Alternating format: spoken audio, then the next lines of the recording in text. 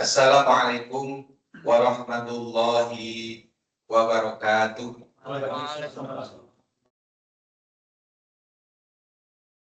Alhamdulillah, alhamdulillahilladzi khalaqal mauta wal hayata liyabluwakum ayyukum ahsanu amala.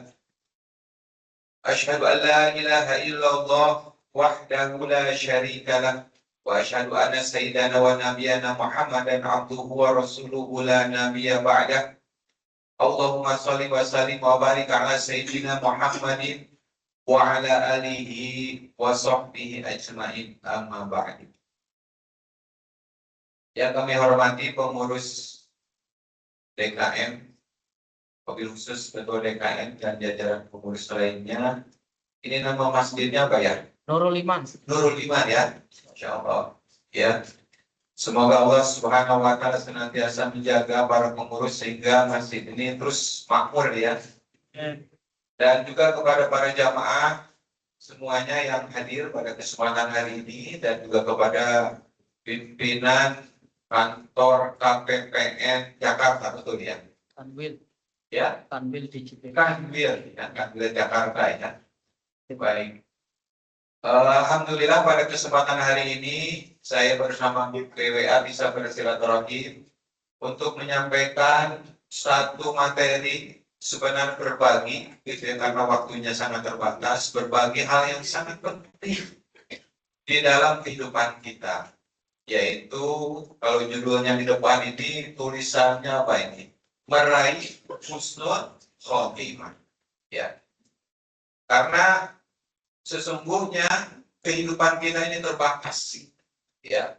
Paling lama hidup kita ini kalau umur Rasul 63 ya. Paling mungkin dapat bonus ada yang 70, 80, kalau dulu di atas 80 udah susah banget kayaknya ya. Nah itu juga umur kita hidup di dunia. Sedangkan kehidupan kita di akhirat tentu merupakan kehidupan yang lebih panjang. Sehingga ini penting kemudian kita bahas ya bagaimana agar kehidupan kita, masa depan kita tidak hanya sukses di dunia tapi juga sukses di akhirat. Baik Bapak Ibu yang dimuliakan oleh Allah Subhanahu Wa Taala, saya awali ya.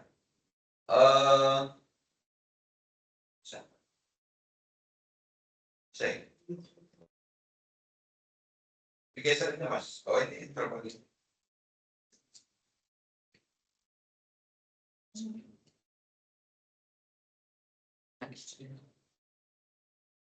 Ya. Oke. Saya awali materi kita tentang meraih husnul khotimah ini dengan salah satu kisah seorang sahabat yang mendapatkan husnul khotimah. Jadi yang namanya akhir hidup yang husnul khotimah itu ada polanya. Ini ingin kita sampaikan pada kesempatan hari ini. Jadi kalau ada seorang sahabat yang mendapatkan husnul khotimah, maka kita pun sebenarnya pada saat ini bisa mendapatkan akhir hidup yang juga husnul khotimah. Hanya saja perlu kemudian kita mengetahui bagaimana pola sehingga seseorang itu mendapatkan husnul khotimah. Ini menjadi penting bagi kita. Ya. Nah, sebelum masuk bagaimana pola-polanya ini, kita akan lihat salah seorang sahabat yang mendapatkan husnul khotimah yang disebut dengan sahabat Wasilul Malaika. Seorang sahabat yang mendapatkan kedudukan yang luar biasa yang begitu tinggi di hadapan Allah Subhanahu Wa Taala sehingga beliau ini dimandikan oleh para malaikat. Siapakah beliau? Yaitu ada namanya Hanzalah. Hanzalah pada tahun ketiga Hijriah itu menikah dengan Jamilah. Ya, jadi pada tahun ketiga Hijriah setelah Hari Raya Idul Fitri, belum sepekan Hari Raya Idul Fitri, mereka melangsungkan pernikahan. Jadi Hanzalah dan Jamilah ini pengantin baru. Ya, setelah Hanzalah, kalau kita barangkali ya saya terima nikahnya dan seterusnya. Kemudian ketika mereka melaksanakan atau baru merasakan kehangatan pernikahan, baru merasakan nikmatnya bulan madu. Ngomong-ngomong di sini udah nikah semua kan Pak ya? Baru. Saya khawatir kalau yang sudah agak senior saya tanya malah nanti topengnya lagi. Oh iya. Ya. Jadi Hanzalah dan Jamilah ini baru melaksanakan pernikahan 1 atau 2 hari. Mereka merasakan bulan madu.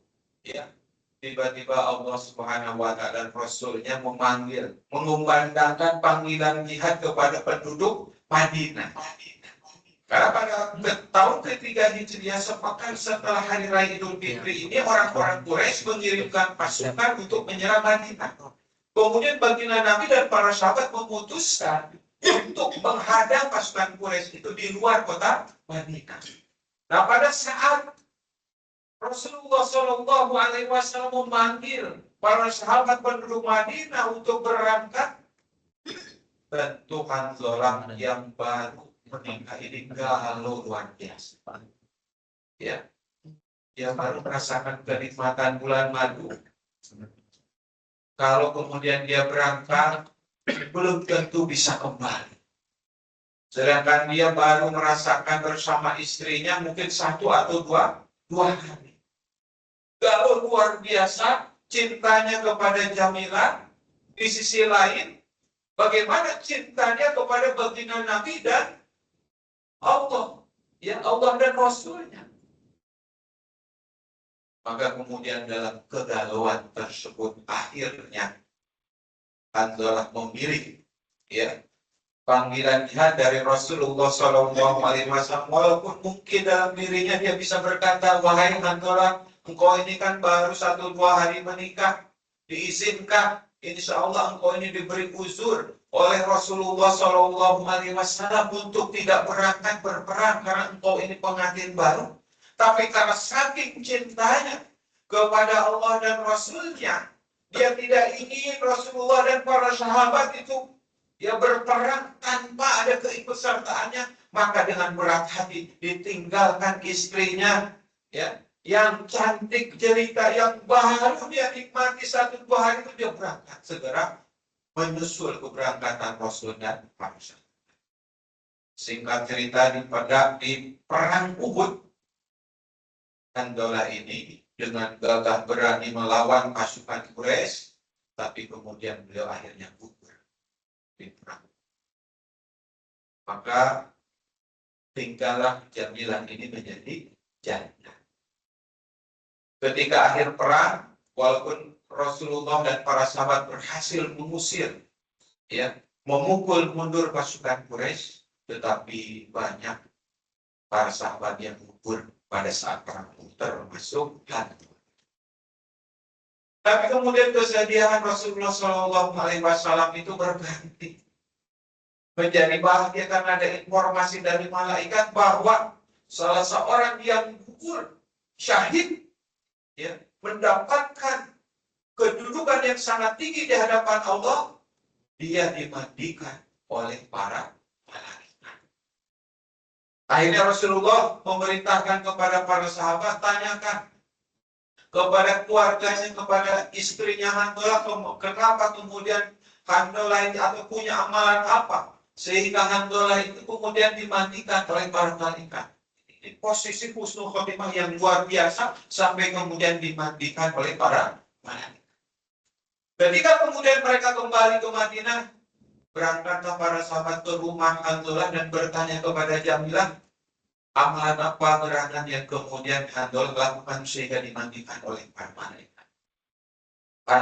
Jamilah dengan berlinang air mata menyampaikan bahwa 1-2 hari itu mereka baru merasakan kenikmatan sebagai pengantin baru. Mungkin karena Hanzalah ini bergegas, tadinya galau, tapi kemudian dengan segera, ya, ingin membersamai baginda Nabi dan para sahabat untuk perang di medan Uhud, sampai Hanzalah ini lupa untuk mandi. Tapi Allah Maha Rahim, Maha Rahman, ya, diampuni kealpaan Hanzalah, bahkan beliau diangkat kedudukannya jelas dipastikan oleh para nabi. Masya Allah. Jadi kisah ini menunjukkan kepada kita, ya, Bapak Ibu yang dimuliakan Allah Subhanahu wa Ta'ala, yang namanya husnul khotimah itu bukan sesuatu yang tiba-tiba, bonus yang begitu saja didapat. Tetapi karena sesuatu yang dilakukan oleh Hanzalah. Apa yang dilakukan? Hanzalah ini ketika mendengar panggilan Allah, panggilan Rasulullah untuk berjihad atau berseberang, dia kalahkan kecintaan kepada istrinya, itu dia kalahkan. Jadi kecintaan kepada Allah dan Rasulnya lebih dicintai dibandingkan kecintaan kepada istri. Ya.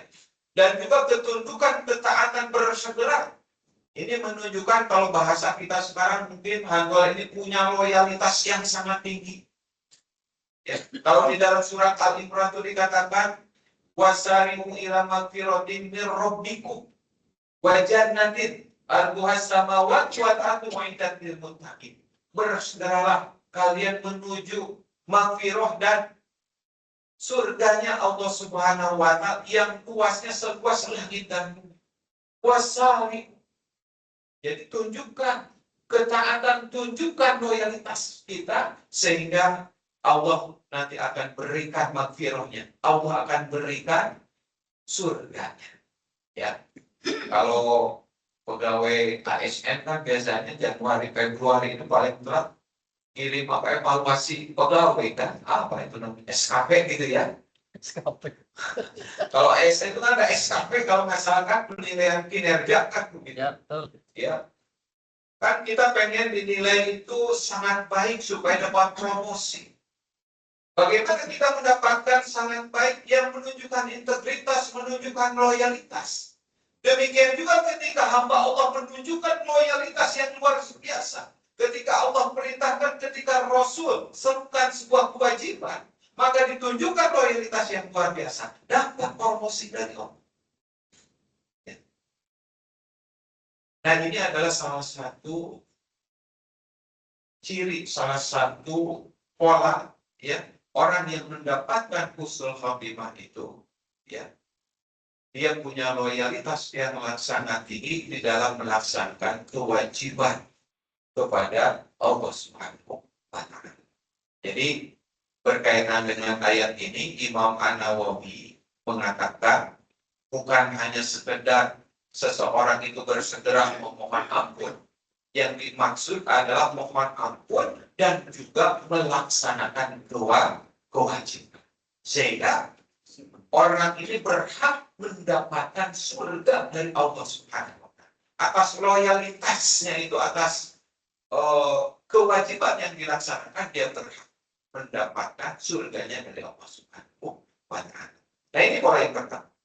Baik Bapak Ibu yang dimuliakan Allah Subhanahu wa Ta'ala, selanjutnya saya ingin memberikan, ini udah 12.47 ya. Sampai jam berapa? Bisa lihat sampai jam 12.50 nanti menuju jam 1 ada pertanyaan. Baik, ya. Saya langsung saja. Jadi sebenarnya kalau kita lihat, ini adalah salah satu pola saja. Langsung saja Mas, langsung terus, ya, terus. Nah, di sini terus. Oke. Nah, satu lagi. Nah. Jadi saya ingin menggambarkan dalam waktu yang sangat singkat ini pola hidup yang mudah-mudahan kita bisa mendapatkan husnul khotimah. Ya, kalau kita ingin hidup sehat, itu kan ada yang disebut dengan pola hidup sehat, health lifestyle, kan begitu ya. Nah sebenarnya kalau kita kaji Al-Quran Sunnah, kemudian juga kita para ulama, kita akan menemukan sebuah pola yang mudah-mudahan kalau kita lakukan, kita akan mendapatkan kehidupan atau akhir hidup yang husnul khotimah. Yang pertama landasannya tentu adalah keimanan. Kenapa saya kemudian tulis di situ smart lifestyle atau pola kehidupan cerdas, gaya hidup cerdas atau pola kehidupan orang yang cerdas. Ini mengutip sabda Nabi Shallallahu Alaihi Wasallam, "Atyasun nas atsaruhum dzikrul maut wa asyadduhum istidadan." Jadi orang yang paling cerdas itu adalah orang yang paling banyak mengingat mati dan mempersiapkannya. Ya. Jadi yang dimaksud dengan mengingat mati itu bukan sekedar tahu mati, semua orang juga tahu. Orang itu bahwa setiap yang bernyawa pasti akan mati. Orang kafir saja yang tidak beriman kepada Allah dan Rasulnya tahu mereka juga akan mati. Tetapi yang dimaksud dengan wa'tsaruhum dzikrolil maut itu adalah keimanan kita kepada hari setelah atau keimanan kita kepada hari akhirat. Bahwa setelah kehidupan dunia ini, setelah kemudian kita nanti syakaratul maut, ada kehidupan yang lain. Dan itu kehidupan yang sangat panjang. Ya, ada kehidupan di alam kubur. Berapa lama kurang lebih? Bisa jadi 100 tahun, bisa jadi 200 tahun. Sampai hari kiamat bisa jadi sampai 1000 tahun. Lama mana? 80 tahun kehidupan dunia, ratusan ribuan tahun kehidupan di alam. Apakah kemudian selesai dalam kubur? Tidak. Kemudian kita akan dibangkitkan di padang mahsyar. Berapa lama? 1 hari di padang mahsyar sama dengan 50.000 tahun. Lama sekali. Jadi kehidupan di alam kubur, kehidupan di padang mahsyar panjang sekali kalau kita bandingkan dengan kehidupan di dunia. Apa kemudian selesai di padang mahsyar? Kita menunggu pos berikutnya, yaitu hari perhitungan. Kita akan dihisab dari zaman Nabi Adam manusia dikumpulkan sampai hari orang terakhir, manusia terakhir di hari kiamat itu jutaan, miliaran orang kemudian ngantri akan dihisab oleh Allah Subhanahu wa taala. Begitu lama, begitu dahsyat. Apakah kemudian itu selesai? Tidak. Kita akan kemudian lewat yang disebut dengan jembatan Shiratal Mustaqim. Barulah kalau kemudian kita melewati pos yang begitu panjang, alam kubur, padang mahsyar, kemudian dihisab jembatan Shiratal Mustaqim, baru posisi kita ini mau di surga. Kalau tidak berhasil, mudah-mudahan ya kita diberikan rahmat oleh Allah Subhanahu wa taala, jamaah Masjid Nurul Iman ini, sehingga kita mendapatkan surganya Allah Subhanahu wa taala. Oleh karena itu, karena kehidupan di akhirat itu begitu panjang, maka ikutilah pola 6 pola ini yang insya Allah kalau kita lakukan akan mendapatkan kehidupan muslim. Yang pertama itu adalah amal wajib. Ya, tadi sudah dibuktikan Handolah yang begitu bersegera ya melaksanakan perintah Allah yang wajib dapat langsung promosi dari Allah Subhanahu wa taala dengan dimandikan oleh para malaikat. Jadi amal wajib itu fondasi sebelum kemudian kita melakukan amal yang jaga, itu namanya kewajiban. Bukan hanya sekedar sholat, bukan hanya sekedar puasa Ramadan. Ya, menghormati atau berbakti kepada orang tua itu juga wajib. Ya, kalau kita punya suami istri berbakti atau menafkahi istri itu juga merupakan kewajiban. Ya, nah ini banyak kewajiban yang harus kita jaga. Kalau ini kita jaga, insya Allah kita akan mendapatkan husnul khotimah. Yang kedua adalah amal yang khas. Kita mungkin merasa dalam kewajiban ini banyak kekurangannya, banyak kelalaian yang lengkap disempurnakan dengan amal sunnah. Dan yang paling penting, kita punya amal yang khas. Apa itu amal khas? Amal yang kemudian istiqomah kita lakukan walaupun sedikit. Di dalam satu hadis dikatakan, ahabul amal.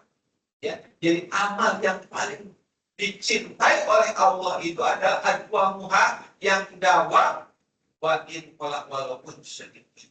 Jadi pada saat Isra Mi'raj itu, baginda Nabi ketika di-mi'rajkan di Sidratul Muntaha, beliau mendengar satu terompah di surga, mendengar terompah di surga, lalu berkata kepada malaikat, ini terompah siapa tuh yang terdengar di surga? Kata malaikat itu terompahnya terompah Bilal bin Abi Rabah. Ketika kembali, Rasul dari Isra Mi'raj bertanya kepada Bilal bin Abi Rabah, Bilal, amalan apa yang kau lakukan sehingga terompahmu itu sampai terdengar surga? Lalu apa Bilal jawab? Sesungguhnya tidak ada amal yang paling aku cintai kecuali setelah kalau aku wudhunya batal, kemudian aku kembali berwudhu dan aku sholat rakaat. Terus dia lakukan ketika dia batal, dia berwudu kemudian sholat, ketika dia batal mau pagi siang malam dia lakukan, itu dilakukan secara istiqomah. Jadi setiap orang itu harus punya amal yang pas yang dia lakukan secara istiqomah. Ini kunci. Ya, jadi kalau kita misalkan kita dawamkan nih, ya sesuai dengan konsistensi kita mau baca Al-Quran, kalau 1 juz terlalu berat, 1 halaman terlalu berat, separuh halaman, tapi lakukan, bangun, ya kebiasaan, habit itu setiap hari, separuh halaman, nggak boleh ketinggalan. Ya, didawamkan, karena sejatinya seolah-olah itu kita membangun koneksi dengan Allah Subhanahu wa Ta'ala. Aduh, kalau baca Quran mah berat, saya kesodako saja 1 juta setiap hari berat, 100.000 setiap hari berat, 2.000 perak atau setiap hari, setiap bangun subuh. Jangan lakukan apa-apa sodako, buat celengan iman, 2.000 setiap hari dia lakukan. Ya, selama 10 tahun, selama 20 tahun, istiqomah kita lakukan, insya Allah. Kalau amal khos ini kita lakukan karena Allah ikhlas. Ya, tentu selain kemudian amal wajib, insya Allah kita akan mendapatkan kemuliaan di sisi Allah. Nah, kemudian amal yang ketiga adalah hindari maksiat. Kemudian yang keempat adalah yang muhasabah dan tobat. Yang kelima itu adalah asar kebaikan. Saya langsung saja ke amal yang kelima. Ya, ini saya kutip dari surat Yasin. Ya. Inna nahnu nuhyil mauta wa naktubu ma qaddamu wa atharuhum. Jadi manusia itu, kita selain kemudian oleh Allah akan dicatat apa yang kita lakukan di dunia, kita ini juga akan dilihat yang disebut dengan asar. Jadi kalau kita hidup di dunia itu harus punya asar, harus punya jejak kebaikan. Apa itu jejak kebaikan? Ya, seperti misalkan wakaf. Jadi kalau kita meninggal, pahala itu terus mengalir walaupun kita meninggal. Wakaf itu banyak, bisa ke masjid, bisa kemudian ke pesantren, bisa jalan raya juga bisa. Jadi jalan saja kalau kemudian kita wakafkan ketika ada orang kerja, pahalanya walaupun kemudian kita meninggal itu berarti jejak kita. Atau kalau kita punya ilmu, coba bayangkan, setiap orang belajar hadis pertama apa yang dibuka? Ada kitab hadis Al-Baqi. Padahal Imam Nawawi penulisnya ratusan tahun sudah meninggal, tapi bayangkan sampai saat ini ketika orang belajar hadis, selalu yang dibuka pertama kali apa hadisnya? Hadis Al-Baqi. Masya Allah, hanya mengumpulkan kurang lebih 40 hadis, ya, lalu kemudian pahalanya tersebut. Itu ilmu yang bermanfaat. Jadi selain wakaf, nah ini termasuk asal kebaikan. Jadi kita ini dalam kehidupan dunia harus punya jejak kebaikan. Ya. Baik jamaah yang dimuliakan Allah Subhanahu wa Ta'ala, kelima ya perkara inilah, insya Allah pola inilah kalau kemudian kita lakukan dengan sungguh-sungguh akan mengantarkan kepada husnul khotimah.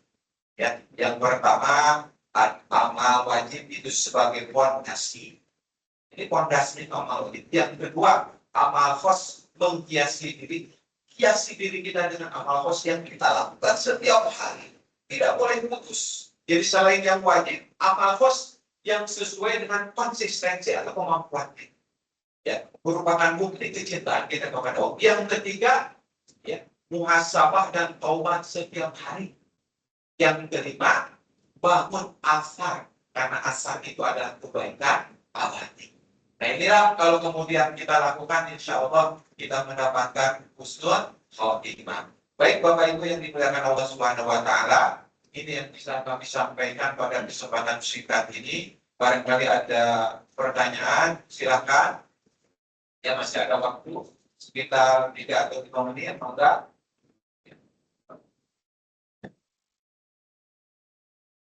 Terima kasih, Ustaz. Seperti yang disampaikan, ada pernyataan Bapak Ibu yang bertanya, silakan. Air Mawan. Waalaikumsalam warahmatullahi wabarakatuh. Rumahnya di sekitar itu karena amalan 7 batal terjadi setelah batal. Mungkin bisa kita diskusikan.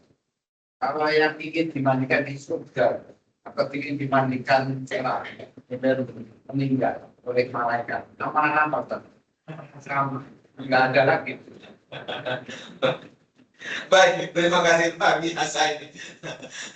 Amalannya berarti amal nikah lagi Pak. Baik, ini luar biasa pertanyaannya.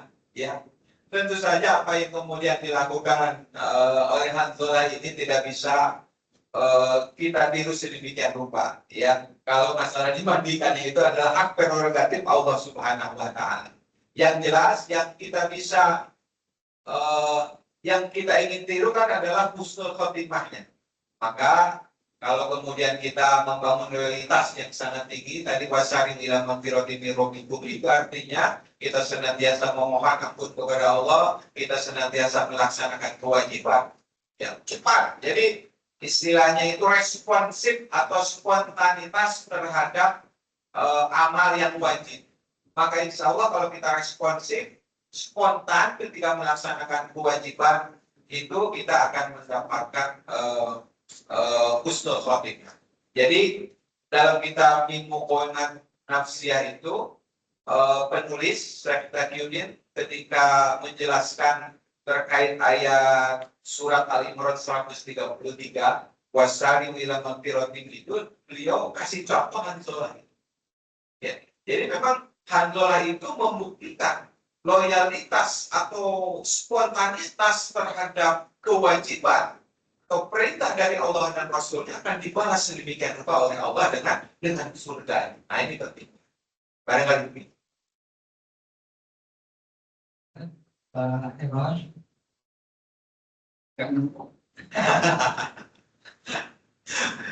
susah kalau itu Pak jawabannya. dari untuk ada Baik. program yang sama. Iya. Terima kasih para jamaah semuanya, Bapak Ibu. Ini juga ada amanah dari BWA terkait kalau saya hubungkan dengan apa yang tadi disampaikan dalam husnul khotimah, tentu kita berharap ilmu yang sedikit ya yang kami bagikan mudah-mudahan bisa menjadi bekal kita. Ya ada istilah visi tanpa aksi itu angan-angan. Kalau kita berharap mendapatkan husnul khotimah tanpa ada aksi, nah itu kan menjadi hanya mimpi saja. Oleh karena itu pada kesempatan hari ini kami juga mengajak ya terus sampai naik. Kami mengajak kepada para jamaah semua untuk melakukan aksi ya untuk melakukan amal soleh terkait dengan wakaf Al-Quran. Nah sebelum ke sana mungkin ini ada tayangan bagaimana gambaran yang sangat penting kerinduan umat Islam, kecintaan mereka terhadap Al-Quran, tapi di sisi yang lain upaya untuk mengobati kerinduan mereka ternyata juga membutuhkan upaya yang sangat besar. BWA dalam hal ini dia melakukan distribusi Al-Quran untuk pelosok negeri ternyata membutuhkan upaya yang sangat besar untuk mewujudkan kecintaan saudara-saudara kita kepada Al-Quran. Silakan. Baik Bapak Ibu yang dimuliakan Allah Subhanahu Wa Taala. Jadi pada kesempatan hari ini kami mengajak Mas, dilanjut Mas ini Bapak Ibu ya untuk sama-sama melakukan amal wakaf. Insya Allah amal ini akan menjadi asar kebaikan kita. Pahala yang terus mengalir walaupun kemudian kita nanti meninggal. Ya. Dan kemudian wakaf ini juga bisa diatasnamakan ayah atau bunda kita yang sudah meninggal atau saudara kita yang sudah menikah. Mereka di alam kubur tentu ya perlu mendapatkan doa-doa kita. Mudah-mudahan dengan masalah wakaf ini akan ya menjadi teman ayah dan bunda kita. Bisa kita hadiahkan.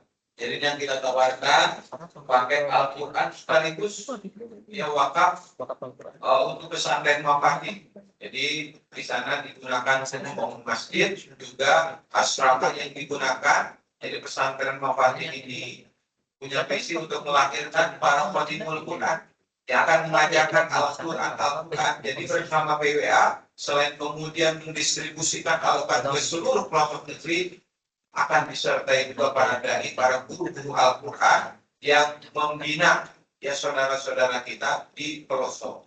Dan mudah-mudahan dengan amal wakaf kita ini, insya Allah akan menjadikan syafaat kita di hari kiamat nanti. Sebagaimana sabda Nabi Shallallahu Alaihi Wasallam, Iqra'ul Quran fa innahu ya'ti yaumal qiyamah syafi'an li ashabi. Ya, bacalah Al-Quran karena sungguhnya amal yang kita lakukan ini di hari kiamat. Jadi Al-Quran akan datang memberikan syafaat kepada para sahabatnya, sahabat yang membaca Al-Quran. Juga insya Allah bagi yang mewakafkan, bagi yang mendistribusikan, bagi yang mengajarkan akan mendapatkan syafaat dari Al-Quran.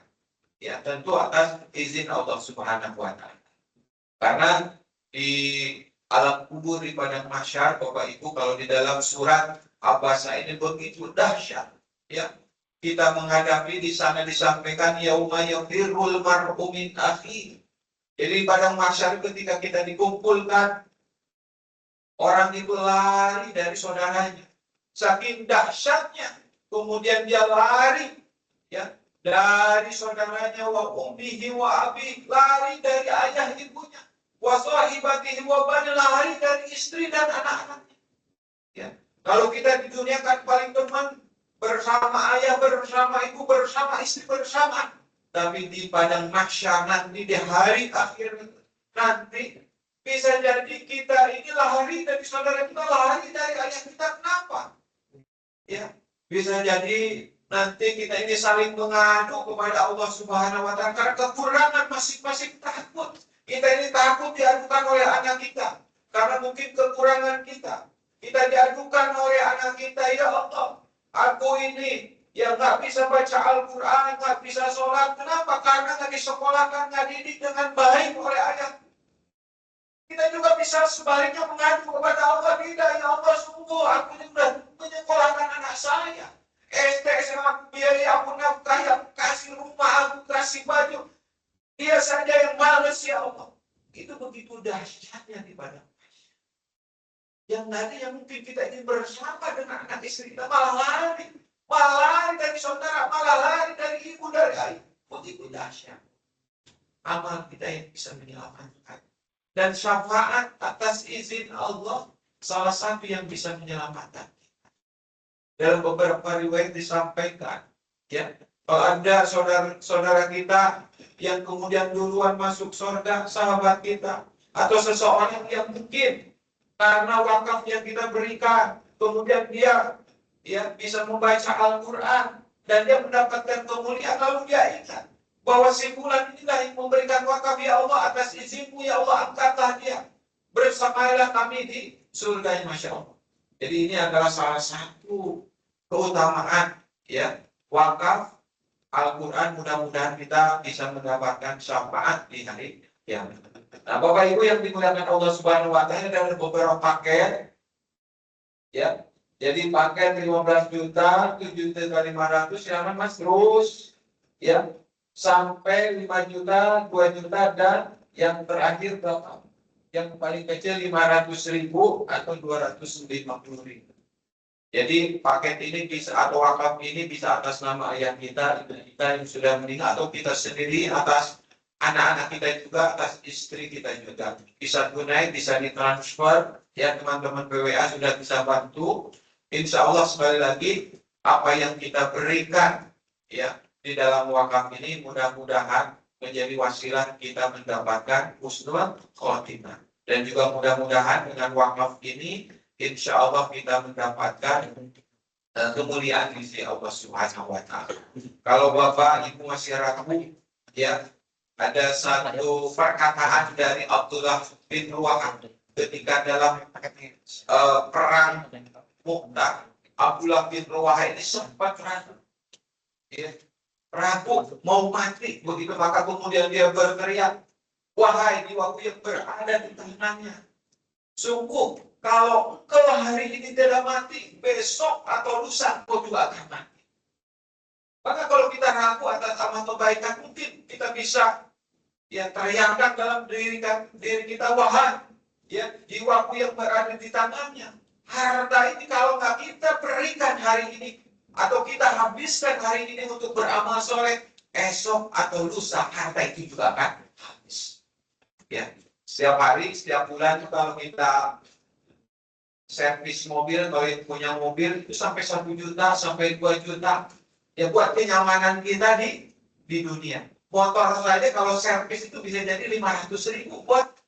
Tapi bagaimana dengan kenyamanan kita, dengan keselamatan dan kebahagiaan kita di akhirat? Mudah-mudahan sekali lagi jangan ragu Bapak Ibu yang dimuliakan Allah Subhanahu wa taala, ya. Kalau kita punya harta jangan lihat apa yang kita berikan, lihat apa yang masih tersisa di tabungan kita. Setiap bulan kita ini masih mendapatkan rezeki dari Allah Subhanahu wa taala itu besar. Sedangkan hanya 250.000 atau 500.000 ataupun 1 juta itu kecil dibandingkan dengan rezeki yang Allah berikan kepada kita. Mudah-mudahan Allah memberikan kemudahan kepada kita untuk senantiasa bertakarub mendekat kepada Allah dengan melaksanakan sholat soleh. Terima kasih. Itu yang bisa kami sampaikan. Ya, nanti teman-teman PWA akan bantu bagi Bapak Ibu. Ya, silakan nanti diisi. Yang mau uang tunai silakan, mau transfer silakan. Atau mungkin mau handphonenya begitu mau diberikan juga alhamdulillah. Atau mau kunci motornya mau diberikan juga nggak ada masalah. Jangan kuncinya aja Pak, sama motor-motornya begitu insya Allah. Insya Allah apa yang kita berikan di jalan Allah, Allah akan balas ya berkali lipat. Demikian yang bisa kami sampaikan, langsung berdoa. Ya, berdoa. Stop. Langsung Berdoa. baik. Kita berdoa kepada Allah Subhanahu wa taala, mudah-mudahan kehadiran kita di majlis siang hari ini mendapatkan kebaikan, mendapatkan keberkahan dari Allah Subhanahu wa taala. Kita berdoa semoga semua kesulitan, semua masalah yang kita hadapi diangkat oleh Allah Subhanahu wa taala, dimudahkan oleh Allah Subhanahu wa taala. Yang sakit, yang di rumah, yang mungkin ada saudara, ayah, ibu, anak, ya, istri yang sakit diangkat oleh Allah Subhanahu wa taala, penyakitnya dikasih kesehatan kembali, ya. Kemudian anak-anak kita mudah-mudahan dijadikan anak yang soleh dan solehah. Dan kemudian karir Bapak Ibu juga saya doakan semakin dimudahkan oleh Allah, dapat promosi, mudah-mudahan menjadi wasilah kebaikan baik di dunia maupun di akhirat. Al-Fatihah. Bismillahirrahmanirrahim. Alhamdulillahirabbil alamin arrahmanir rahim maliki yaumiddin iyyaka na'budu wa iyyaka nasta'in ihdinas siratal mustaqim siratal ladzina an'amta 'alaihim ghairil maghdubi 'alaihim waladdallin amin. Astaghfirullahaladzim, astaghfirullahaladzim, astaghfirullahaladzim.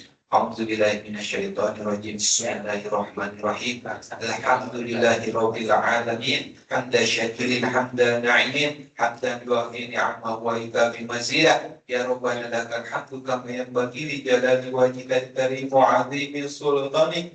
Allahumma shalli ala sayyidina Muhammad wa ala ali sayyidina Muhammad salatan tunjina biha min jami'il ahwali wal afat wa tabtilana biha min jami'il hajat wa tutahhiruna biha min jami'is sayiat wa tarfa'una biha indaka a'la darajat wa tuballighuna biha aqsal ghayati min jami'il khairati fil hayati wa ba'dal mamat. Innaka sami'un qaribun mujibu da'awat wa ya qadiyal hajat.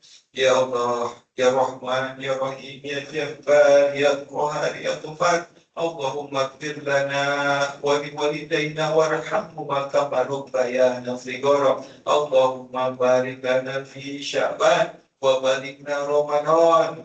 Rabbana hab lana min azwajina wa dhurriyyatina qurrata a'yun waj'alna lil muttaqina imama.